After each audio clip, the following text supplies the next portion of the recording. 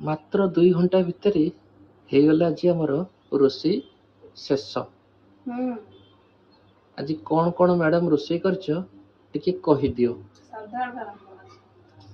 ଡାଲି, ମୁଗ ଡାଲି, ଆଳୁ ବାଇଗଣ ଭର୍ତ୍ତା, କଲରା ଆଳୁ ଚିପ୍ସ, ଆଉ ଏଟା ଶାଗ ଯୋଉଟା ଆମ୍ବିଳା ଲାଗେ କଣ ନାଁଟା ମୁଁ ଜାଣିନି, ଆଳୁ ବାଇଗଣ ପଡିକି ହେଇଛି ବେସର ଦିଆ ହେଇକି। ଆଉ ଏଇଟା ହେଲା ଜହ୍ନି ରାଇ। ବାସ୍ ବାସ୍ ବଢିଆ ଅଛି। ଆଉ ଖୁମ୍ବ ଆଳୁ ଭଜା। ଏଇଟା ତ ମେନ୍ ଜିନିଷ, ସ୍ପେସିଆଲଟା। ଆଉ ଏଇଟା କିଏ ରାନ୍ଧିଛି ଟିକେ କହିଦିଅ ମ୍ୟାଡାମ। କହିବିନି। କହିବନି? ନା। ହଉ ମୋ ଆଡୁ ମୁଁ ନିଜେ କହିଦଉଛି। ଆଜ୍ଞା ଏଇଟା ମୁଁ ନିଜେ ରାନ୍ଧିଛି। ଏଇଟା ମୋ ହାତର ସ୍ପେସିଆଲ ମାଛ ଝୋଳ। ଓହୋ କିନ୍ତୁ ଯେତେ ମାନେ ସୁନ୍ଦର ଦେଖା ଯାଉଛି ଭିଡିଓରେ ଏତେ ଭଲ ଦେଖା ଯାଉନି। ଭଲ ଦେଖାଯାଉନି ମାନେ ରିଅଲରେ ଯେତିକି ଭଲ ଦେଖା ଯାଉଛି ଭିଡିଓରେ ମାନେ ତା ପରିକା ଭଲ ଦେଖା ଯାଉନି। ଜଳୁଛି ପୁରା।